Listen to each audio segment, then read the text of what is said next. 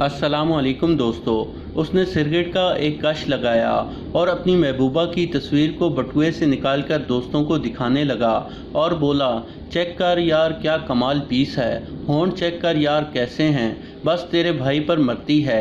एक दोस्त बोला, शादी का इरादा है क्या?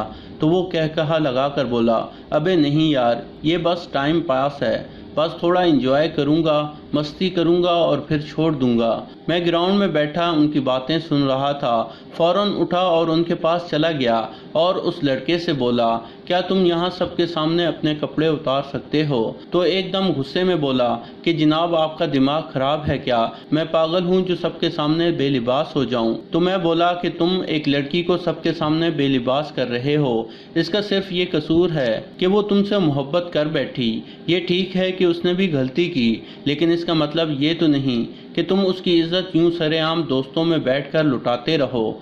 मैं ये कहकर वहाँ से पलट आया और घर आते हुए सोचता रहा कि हम मर्द कितने अजीब होते हैं। औरत की इज्जत अपनी नज़र से ही लूट लेते हैं और फिर औरत को कसूरवार ठहराते हैं। जिस मर्द के लिए मोहब्बत सिर्फ लिबास उतारने का नाम हो, तो उसकी नज़र में उसकी महबूबा और तवाइफ में कोई फ़र्क नहीं होता और ऐसे मर्द कभी अच्छे शौहर नहीं बन सकते। आप भी ज़रा गौर करिएगा।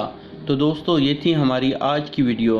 पसंद आने की सूरत में लाइक करें और अपने दोस्तों के साथ शेयर करें और मज़ीद ऐसी वीडियोस के लिए हमारे चैनल को सब्सक्राइब करते हुए साथ मौजूद घंटी का बटन भी दबा दें। शुक्रिया।